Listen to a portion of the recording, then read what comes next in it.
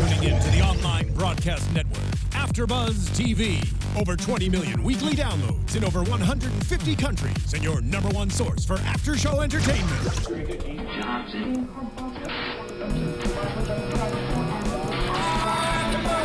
AFTERBUZZ TV, the destination for TV superfans. Producing aftershows for over 300 of your favorite TV shows, interviewing celebrities and showrunners, and bringing you behind-the-scenes exclusives. All thanks to E! Entertainment's Maria Menounos, producer Kevin Undergaro, and internet leader Akamai. Now, let the buzz begin! Hello, hello, hello. Hi, guys. We are here doing another episode of Man in the High Castle. This is episode 3, The Illustrated Woman. I am your host, Courtney Henderson. I can be found on Instagram, on Twitter, all of the great things at COUHEN. And I am here tonight with 2 lovely men. Well, thank you very much. Handsome men. Thank you. Handsome. I appreciate the appendage. Hi, guys. My name is Taylor Bolt. You can find me on Twitter at Taybolt. That's TAYBOLDT. Or on Instagram at Tbolt. Also BOLDT.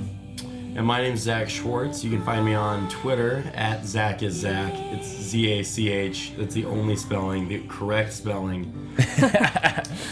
There are going to be people that will tweet you to disagree. To challenge that.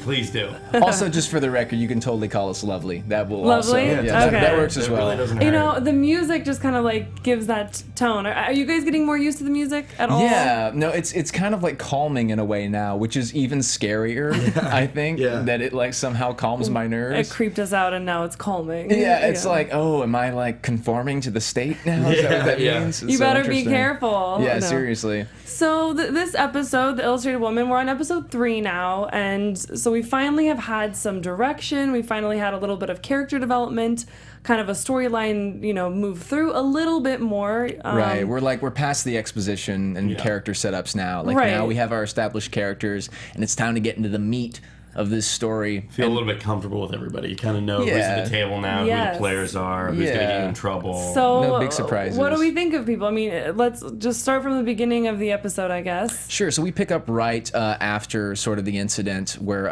Joe and Juliana are on the bridge. And then they go back to the hotel. And Joe admits to her that he's killed a man, which I was very interesting. And we're like, we know, Joe. We know you have. Yeah. But yeah, they have what I thought was like a really lovely little scene there, where that was the first time I felt that, like they were really able to fully kind of let down their guard, and even then it wasn't totally let down. Who would have thought that like killing a guy was the like bonding point, right? Bring them any together, kind of relationship. Man. Yeah, I guess you once you kill a guy together, you're in it. You're at least partners in secrecy. Yeah. And then she was really okay because Joe admits that he read the letter to find her, which I guess, I don't know, it was interesting because Juliana, her reaction to me seemed to be like, oh, that's kind of sweet, like not directly, but she didn't mind so much. I was surprised she didn't mind. I would have thought that it would be, you read a private letter of mine, you know, I don't know. My roommates react poorly if I open their mail. I would think that. But I mean, he kind of like saved her. Yeah, also, I mean, she would probably be dead if he hadn't opened the letter. So very true. It's, you know, I think reading a letter of private word is forgivable when you're still alive to like be mad about it or forgive it in the first place. Sure, but I feel like she really trusts him now. This is the first time. I mean, she's trusted him on and off up to this point, but she still kind of kept him at arm's length and like wanted to pay him back, didn't want to owe him anything. Right. And then they're like flirty, but this wasn't. Now it's sort of like he's in her like inner circle in a way. She's really the trust. I mean, he's in there like top class Nazi agent, like he is. He's I mean, he reports to the main guy. I mean, as far as what we've seen, whose name he's I learned. Very good. I still am not comfortable to pronounce I learned it. No. I'm going to keep using it, even though we learned his name is what, John? It's so John there's your Smith. drinking game. If somebody Every time I say Obergruppenführer, you have to find a German beer. There you go. So is that the same moment? I'm trying to remember now that she confesses her actual name. Right. And that comes up because Right. it's in the So letter. Because that is the moment. Yeah. So viewers, forgive me. I've actually watched, because we were supposed to film 3 last week originally. I think everyone has watched 4 also now. So it's a little cloudy, 3 and 4. I'm so bad once I've watched 2 episodes in a row. we're gonna try not to spoil. Exactly. So we're gonna try to stay right inside episode 3. Zach, you're gonna keep us on check. So I can, you'll see my face awesome. and I'll react in horror as you spoil it. Oh gosh, no. Okay. So I'll be good. telling one at least. Even more incentive. Yeah. But yeah, he learns from this letter that her name is actually Juliana, and so he's like, "Oh, hey, cool. Who's this Trudy girl?" And He doesn't seem like that put off. oh no, I mean I feel like he's the kind of guy who's really used to aliases, and also I feel like he knows there's something more that's going on in her life, or just with this girl, because she's so out of place. I mean, they both kind of are, but if you look at the denizens or the citizens of Cannon City, these guys stick out like sore thumbs. Like this waitress in from the Pacific States, and this guy who I don't know. I mean, he's kind of, I don't know how you describe him, but waspy. He's just very... Oh, yeah. Yeah, I mean, literally. And we're talking like superior race German Reich stuff. Like New York City. Yeah, he's a New York, very, very waspy guy. So, they're going to stick out like sore thumbs regardless. I don't know. I'm surprised that she's gotten away with as much secrecy as she has to this point. But now it's like, they have to trust each other. So the truth comes out, at least her truth comes out to him. I thought it's been interesting seeing how many people around them you are starting to see, okay, well, he's a spy for this side and he's a spy for this side. And it's almost telling in just how big, I guess, the resistance actually is. Because I think when I started watching it, I was like, well, how could they possibly stand any chance of defeating these 2 armies, essentially, 2 most powerful armies in the world at this point? Well, pitch them against each other. Yeah. That seems to be the most logical step. But I think they might be, whether or not they have an actual say in that, I think just based on other things going down, that might be where the storyline's sort of headed. We know from like the scenes with what's his name? The Japanese prince? overseer. No, the advisor. Inspector. To it's the T word. This is gonna, sorry everyone. I want to say Tagomi. Yeah. Is that it? Yeah. Tagomi. There's something brewing. So I think that the resistance, knowing that, I mean, they kind of have a shot. Yeah. They kind of have a legitimate shot. But yeah, everyone's very careful in Cannon City, and rightfully so. And I'm also interested in knowing, because people are sort of accusatory in that way.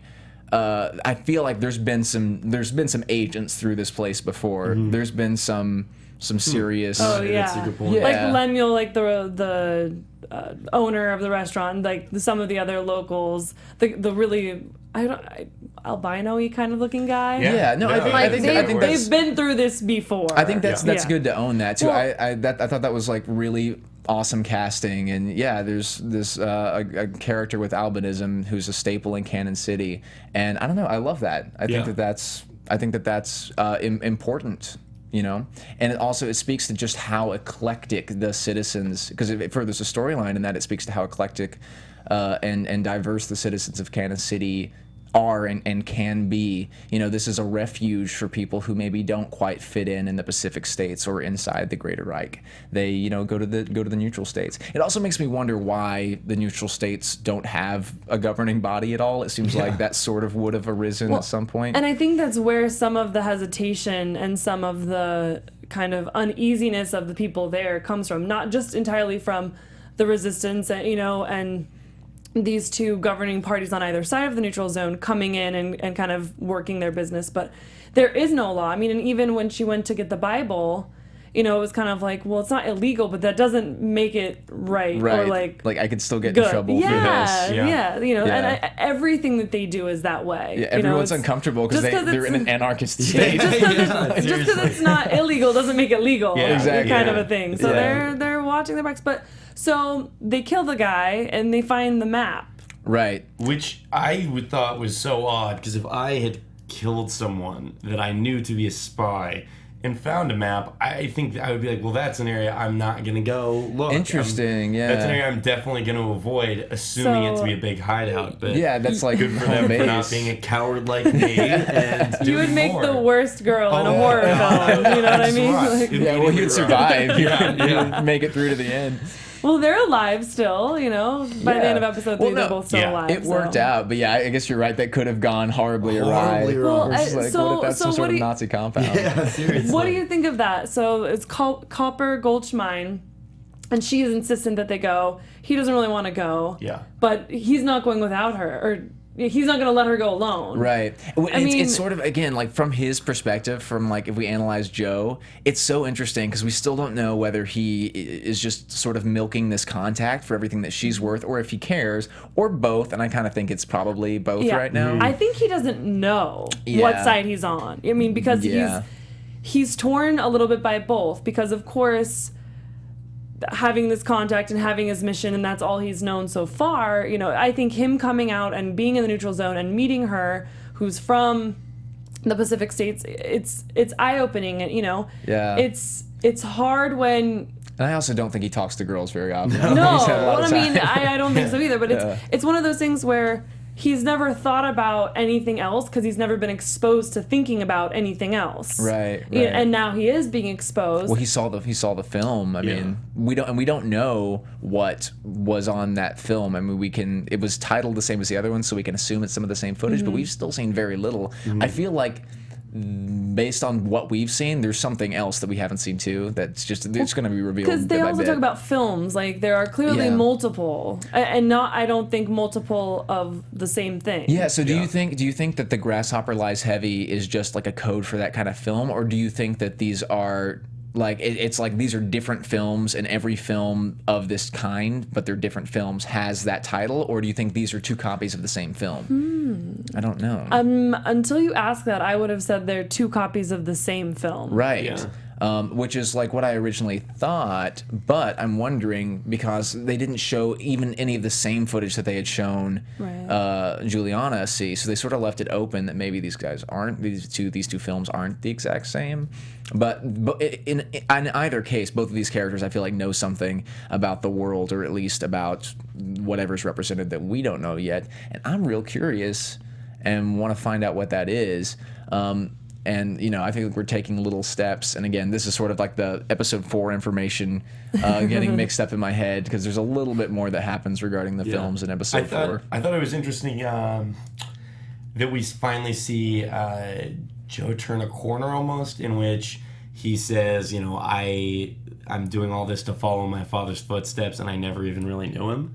Am I correct in that? I don't know. It was the first time we've seen him sort of start to question the mission at hand and start to kind of undermine. And I read a review actually that suggested that, I think the actual words were that Joe's dad's name might rhyme with Fittler. Oh, really? Yeah, I mean, I don't know. This is just something that I had read. Whoa. That was something that they were suggesting, because I thought when I watched it that he was saying that the open group Obergruppenführer. Obergruppenführer. I thought that he was implying that was his dad. Like, he's never met him because he was like. That as well. I think that he's definitely a father figure, though. In either case, I feel like there's definitely some like son-dad chemistry going on between those two characters. But Which could lend to him being the son of Hitler, and like Interesting. he was in charge. Obergruppenführer was in charge Obergruppen. of. It's okay. It's okay. I'm gonna point at you. point and at say me. it. You know, Point at him and say Fuhrer. he knew that Hitler had this, you know, child, and he was the one that was supposed to like kind of cover it up, and so like he dealt with it, and that's where he kind of became the father figure, perhaps. But then why would he not want, because part of the problem, there's like sort of this maybe lack of peace in the near future, right, is that we think that Hitler is going to die, and we, like, the world is going to erupt into war again as the Reich wants more power, more control of more territory from the Japanese Empire. I would think would he want stability, or is he maybe it's bigger than him at this point? Maybe he's just sort of like a cog in the machine. Yeah. I don't know. Because Probably. I feel like if he had a son, wouldn't he want to at least kind of like have him, at least not like running the subversive like. You know, it's hard because the time period. I mean, I feel like it's a time period when a lot more people were having kids that they couldn't claim. Oh, you know what I mean? Yeah. Like, I see what you're saying. because divorce, you know, and the families that are kind of all hodgepodge like we get to Right, have today. They didn't exist then. Right. You know what I mean? That's a fair Especially point. Yeah. if his dad is Hitler or somebody of So, authority and kind of higher up What like you're that. saying is Joe is Jon Snow.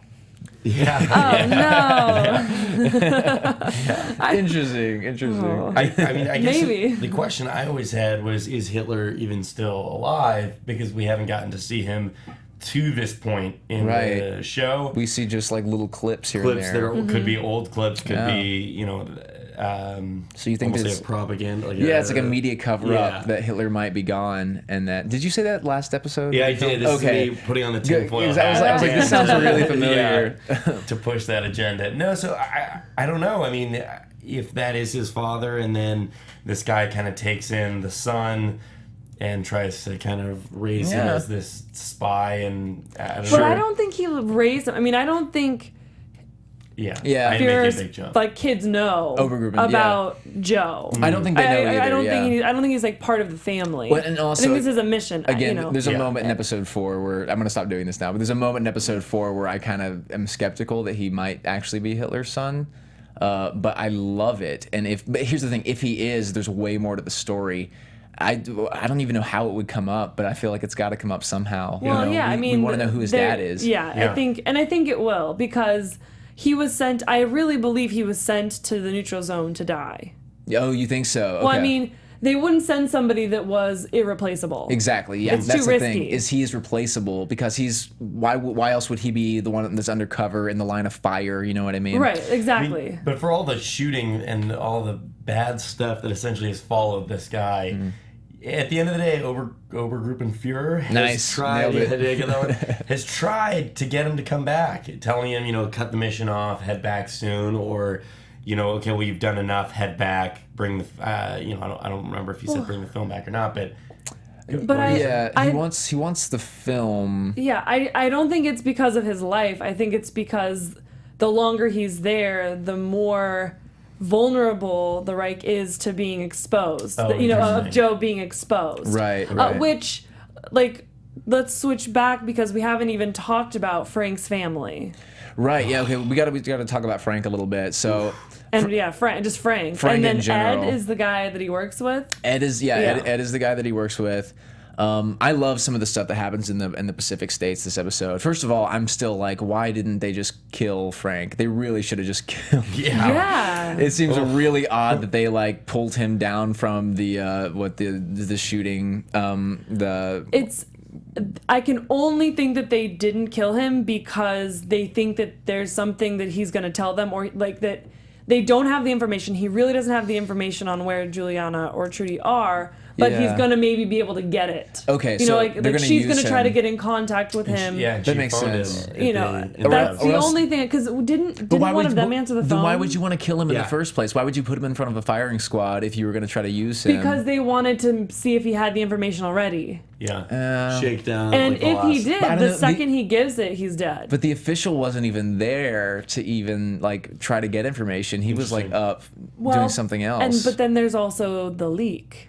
Yeah, we saw that same strategy that you're kind of referring to employed by the Nazis, where they have the guy on his knees talking to the guy who they gave a bunch of drugs to. Basically. Right. That was- Which I thought that was such an looked it up interesting because, scene. again, I was Yeah. curious. Yeah. So apparently, the thought is that it might be like LSD. It's Given- it's LSD. Okay. They say Did they say that? they don't say LSD. It's like it's whatever the actual spelled out. It's like okay. lysergic dye something. Well, I didn't have to catch look it that. up. It is as, LSD. like, Yeah. LSD. Because this when they corresponds. said that. This corresponds with like the experiments that governments around Yeah. the world were. I mean, government organizations were experimenting with LSD at this time historically. Anyways, as like a truth serum or that sort of thing, and they're like, Which drugging I this you guy. know, And he's I felt bad for the You're guy, an but I angel. really loved that scene. Yeah. I such loved a good when scene. Ophir came Yeah, in. Ophir. I don't have time. Came in and was just like, the guy is useless. You thought this was gonna be good, Exactly. I mean, and he's just kind of like, call me, when You gave him a transcendental experience for almost taking my life. I don't know. There was something about that. It just seemed kind of ironic, and it was just like I loved it. It I kind of loved that poked scene. fun at using it experimentally. it did. It was I like thought it was really smart. The walls are melting for him. And he's gonna ID a bunch of people for you. I don't think that's gonna help. Yeah. Well, and it raises the question that the guy he points to, or says it is, that I was sure he was dead. Oh yeah. I mean, same thing. right. Like, why didn't they just kill him? Because Right. even if he wasn't it, he's replaceable. He's he's a little but higher maybe up the not. chain of command. But still, But- I mean, Well, here's the thing. Why would you? I mean, that seems like such a textbook move, is to like blame someone who's not the actual person to try to get them killed. You know what I mean? Yeah. Of course, I would at least like to think that I would be suspicious of that. I don't think that the guy, when he's high, is like trying to do it to just like but replace blame. I think he's just it's just who he points to, you know what I mean? Yeah, well, I don't know, because he wasn't in the room when he was blamed. They brought him into the room, because remember, he wanted to see Obergruppenführer alone, and that's when right. he pointed someone out. So there was some either prior knowledge or something going on with that. But still such a good scene, because I was like, don't do it. I was like on the edge of my seat for all of that. Like, don't actually wait. He's not. And I'm also like, why am I rooting for Nazis ever? Like, even though I'm gonna watch this guy, like. This guy is not, he doesn't deserve to die in the context of, like, he didn't commit treason. If you're going to put him to death for treason, he's falsely accused of that. You know what I mean? Yeah. Even though it's like he wasn't treasonous against this corrupt, like, awful Nazi fascist state. Still want justice I still want justice guy. for the guy somehow. It's really odd. I mean, This show makes me question my entire moral spectrum. No, because I mean that's American, right? Yeah, I guess so. Everybody gets their chance. Right. At justice. It's justice under the system that's established. But I mean, if it was like if in the context of this, like the Allies had won the war, they would be putting this guy to death for the exact same reason for not committing treason against the Nazi state. Exactly. So I don't know. It's all subjective, I guess. But yeah, awesome scene. I love that because for me that was really the only scene that like progressed the story. You know, because it was just I felt like the whole episode was just kind of Joe and Juliana. It didn't go anywhere. I mean, we meet the marshal, but other than that, I feel like there's a lot of nothing's really decisions. changed. They're still in Cannon City. She's still trying to figure out, what That's she's a good doing. point, actually. I didn't think of this as a non-episode because I was really interested the whole time. But truth be told, well, and it doesn't make it a bad episode. I'm just saying the storyline wasn't moved along much. yeah, That and then of course the marshal. I mean, the marshal's really the the saving most grace of it. active. Actually, like the momentum to kind of like progress it to force a change. What did you guys think of the marshal as a character? Hopefully reoccurring, but what did you think? Yeah, so I mean, I didn't really get it at first. At first, I was like, okay, so we're supposed to be afraid of this guy. I didn't really understand where he came from, and then we find out that he's sort of connected to this guy that they've just killed. He apparently didn't get a phone call, but now he's like the bad guy. Like he's been established sort of as the bad guy. And I mean, his tactics are harsh. You definitely get the idea, but it's also like, I don't know. He seems like he's like, you know how there's certain bad guys that like they're scary, or it's just a lot to deal with when they lose their chill. You know, the marshal had no chill. The marshal had no chill. No, exactly. Yeah, there was never any chill at all. He is always a live wire. I liked it. I thought, like you said, it was smart to add in a villain that can almost be on the road with them. Like it's their villain away from the Reich. And it's totally separate from because he's a bounty hunter. So I mean, he's not really on any side. He's on the side of making money for himself. Right. He was working with apparently this SD guy that they just killed. Who the SD is like an overseeing organization of the SS. I think if I researched that correctly. So he's a Nazi agent. The guy they just killed. Right. Yeah. He seems like a rogue Nazi agent or something. But the marshal, if the other side wanted to pay him to kill somebody on the Nazi side, he would do it. Presumably, he's a bounty hunter. He's just out for the cash. Right. And I love that. I felt like in Cannon City, he was also very out of place. Yeah, like he's he like was. straight out of a spaghetti western to me. You know what I mean? But I also kind of get the vibe that some people there had seen him before, like he'd been through, because the gas station attendant knew him, knew who he was. Well, and again, I just think they've been down this road before, but I feel like this time, and this is why, it's kind of like he had to be in the show now and kind of why the scenes with him happened. Because I kind of, whenever I watch something, I always think, like, why now? You know? Right. Like, why did Trudy get killed now and then Juliana has to go in this, or why, you know? So Right. with him, it's, I mean, he kills the guy and, like, strings him up. Right. You know, and he says he has to stay here. Nobody's taking him down. Which I thought, let me just say in an aside, the way he ID'd the guy, I don't know if anyone noticed that they were on playing cards. Yes. Did you guys Right, notice that? yeah, Which he had. I thought was so strange to face it. Like, did he make those cards? Where did those come I think wanna they were say- given to him. Yeah, I but want to it's- say that that's a thing, Is and I'm that- not okay. sure. I did not research this, Yeah. but I want to say that used to be a thing somehow, like On either playing cards? like wanted posters or something like Yeah. that on playing cards. That strikes Right on. either that or it's like a motif from another movie that I Yeah. saw at some point. Yeah, no. But I thought it was cool. I thought it was It was. an interesting, because he seems like the kind of guy, like the marshal. I think that hat. I think shotgun. I think like a cigar or like cigarettes at least, Or at and least like the toothpick, poker chips and straw, playing cards. yeah. Yeah, it's Totally. like that's the kind of like aesthetic that he carries. So I Yeah. thought it was super appropriate that Yeah. he have the playing cards. But we did lose our favorite bookseller so far in the series. Yeah. Out of that scene, for better or for worse. Shouldn't be. I guess you shouldn't be distributing Bibles in Cannon City, but more importantly, your face should not be on the Marshal's playing cards. No, yeah, my no. God. I don't Rest- care who you are. You are SOL. I also at thought that it was point. interesting kind of to show the chaos in that neutral zone by in the way that he strung the guy up Yeah. onto this pole and he's just hanging there And no one's going to cut him down. But even like you guys Well, were saying, they're like, not that allowed West- to. Right. I Yeah. mean, and they're. That's, I feel like that's where it escalated, because I don't think Yeah. he's ever done that before. Well, it's also like this is an established member of this society. Like he owns Yeah. a bookstore. Like it's not like Yeah. he's like some. I mean, he's there. Like everyone Yeah. in town's got to know him. Like you've got to know that there's a bookstore there. You know what I mean? And he apparently sells enough books to eat. So he makes a living as a bookseller. I can't imagine there's another one, and yet he just got killed, and no one's gonna do anything about it. It's so what did you think about anarchist. him It's Yeah. scary. saying, and I wish I remembered for sure, but doesn't he say where the girl, like, that he saw her and she came in and she bought the book and all of that? He says he saw Pretty her. girl. He said it was a Yeah. pretty Yeah. girl. Pretty girl, yeah. And he, like, with the dark hair, I'm like, And he says the why? waitress at the diner. Yeah. And it's like, you're dead anyways. Like, what? Yeah. Come on, But bro. I guess he thought maybe if he had some information still. I don't But know. why do you have to I tell don't the know. truth? That's a good I mean, you know what I question. mean? That's a good So- question. I also thought the guy in the diner 'Cause he's wasn't gonna yellow-bellied. wasn't gonna out her because the guy in the No. diner didn't he out her a little bit? No, am I wrong? I'm trying to remember Well, I mean, that he scene. just said that she worked there. yeah, and that's that, true. Okay. Yeah. What, and then he he's said something she like- left at lunch. She left at Yeah, noon or she something. left Haven't at seen noon. her. Yeah. So yeah, so he didn't really. He Didn't out her that bad. Yeah, he basically said enough to where like he wouldn't be in trouble Right. necessarily with the marshal. Because Yeah. he didn't. if he was like, I'd never he- seen her before, Yeah. the marshal's Yeah. gonna be like, you're He lying didn't to me. say, that she left town. I mean, he just said she left at lunch.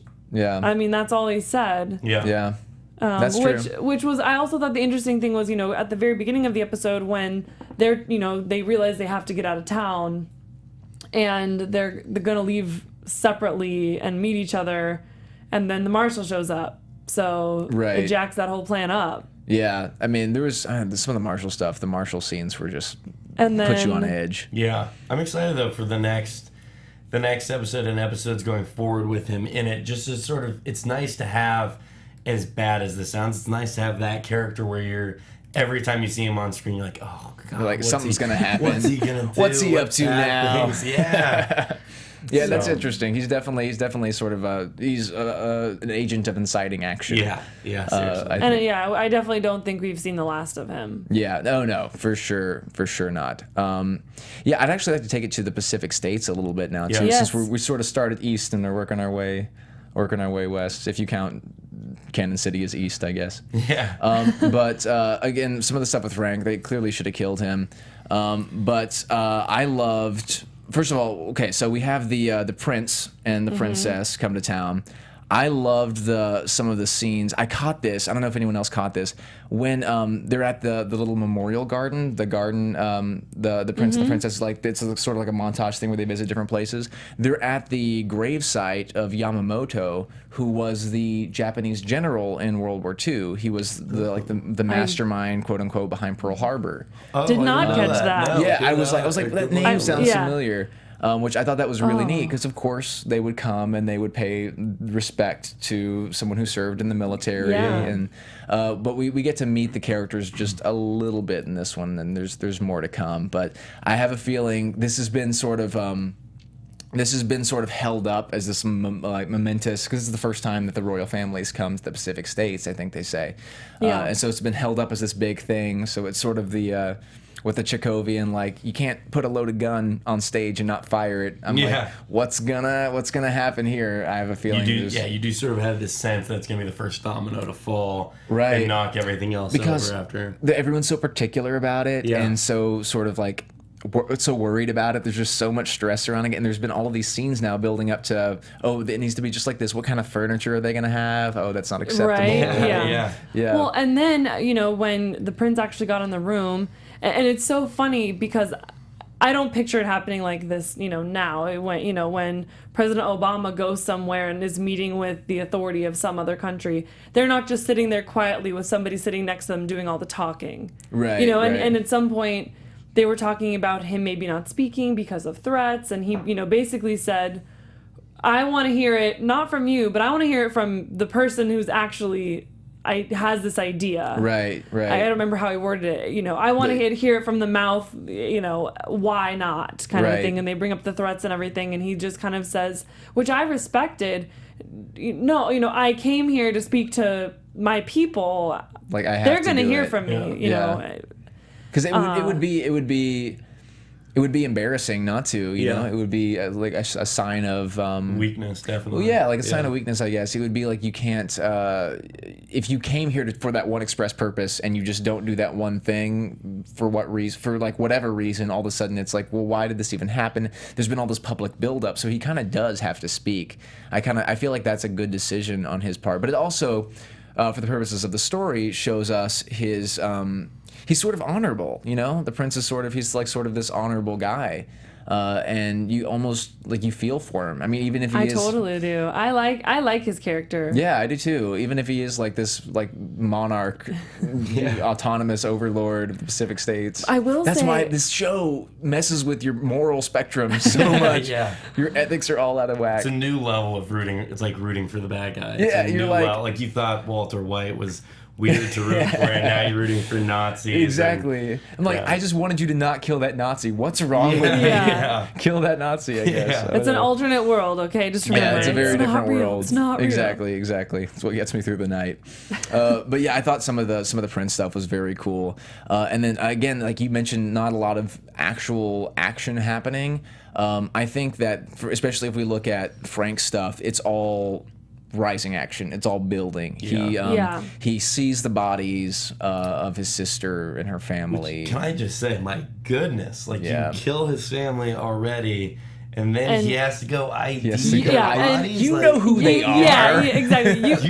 You only kill them because you knew who they were. This wasn't a random act of crime. I really felt for him at that. So how did you feel then for his brother-in-law? Right. All of those scenes. I don't know. It was one of those things where I don't know. I feel like I wouldn't have reacted that way if I just came home from like a business trip, is what it sort of seemed like. Yeah. And he's just like, oh, so your family's dead, and it's just like, get out of here, just shoo you. There's more going on, but I think that maybe he's in denial. I mean, I think shock. You would have to be shock and denial, and how would you how would you handle that? Like, oh, can't wait to see my wife and kids. What's that you say? Yeah. Oh, they're all dead? Oh, fantastic.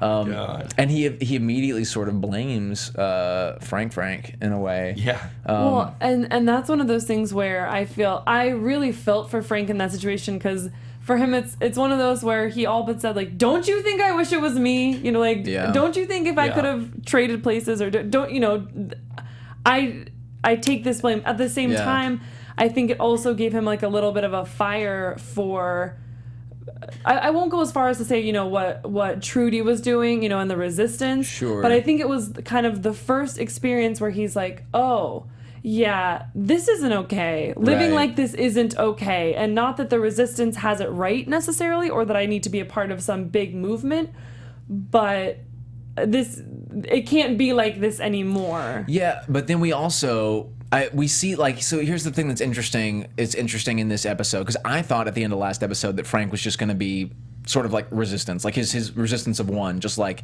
anti-establishment. And then we have and then we see him start to feel that way. He's definitely dealing with some turmoil. And then we see this scene in the bar where he's approached by what I'm presuming is just like a resistance, some lady in the resistance, and he utterly just shuts her down, turns her down, says her cause is silly kind of. And leaves, won't hear any more of it. So there's still a lot of turmoil going on. I mean, I feel like I wouldn't be cool with a government establishment just randomly deciding to kill. But I also think he kind of blames the resistance for the killing as well, because interesting, yeah. Had she not left with the film, But then why doesn't he just blame Juliana? because he loves doesn't her. Doesn't he sort of gosh. partially Love blame does her weird in the way that he things. hangs up the phone? And I do, Yeah. yeah. When she says, I love that's you. true, and I guess. He kind of They lets do have it. a weird combo. Yeah, Oh. I do think he kind of blames her, but again, he blames for her. It's like a ripple effect. She only did what she did because her sister got killed, and her sister was doing it because of the resistance. And that's really all they know about Trudy, because that's all any of us know about Trudy, because she got killed right away. Real quick. She has that one scene where she's like, take care of yourself. And Yeah. then she's just dead in the street Yeah. the next scene. Oh, well. So, if you can remember back, I want to get into predictions. Okay. Talk about what comes after all this. Let's do it.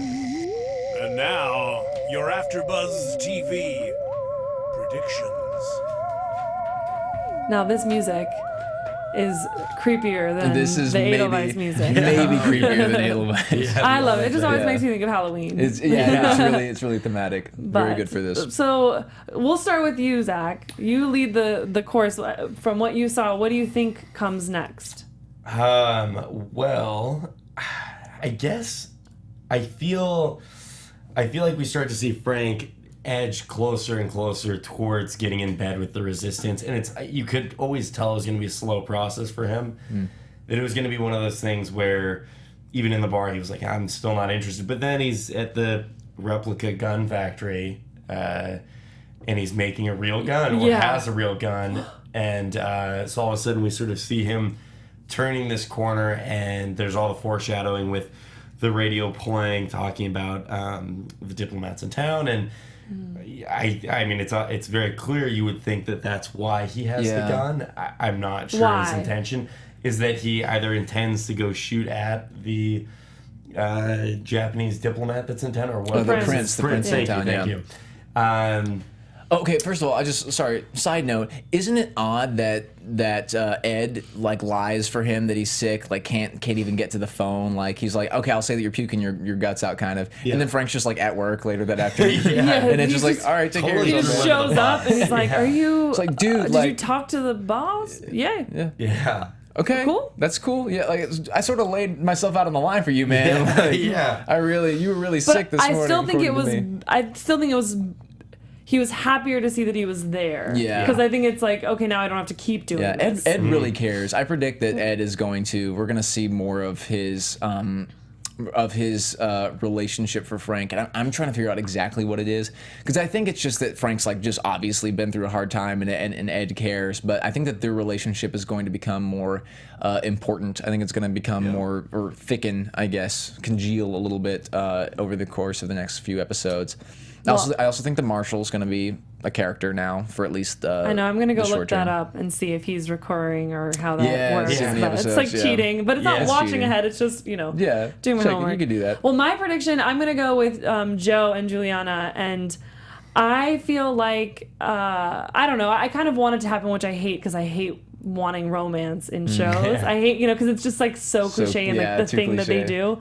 But I really do, because I feel like the guards will be the only way that their guards will come down, and they'll actually be able to trust each other and make progress against the Marshal and the Resistance, or not against the Resistance, but just it'll solidify both of their purpose, Right. and they'll be united in their purpose. Right, because right now there's sort of this discrepancy, like they're each driven by individual Yeah, we means. still don't. She doesn't know what she stands for, and he doesn't really either. So they can stand for each other. Yeah. Okay, well, when you say it like that, I don't want No, but I think for real, I think that's really good because I mean we need that sort of relationship. Again, it's so interesting that a show that on the face seems so much about systems, seems so much about like government systems and like people systems. It comes down to like it's just about relationships on like the core level between all of the resistance people, between every single person who interacts with any other person. The relationships define the show so much more than even the time period or the systems that are at play.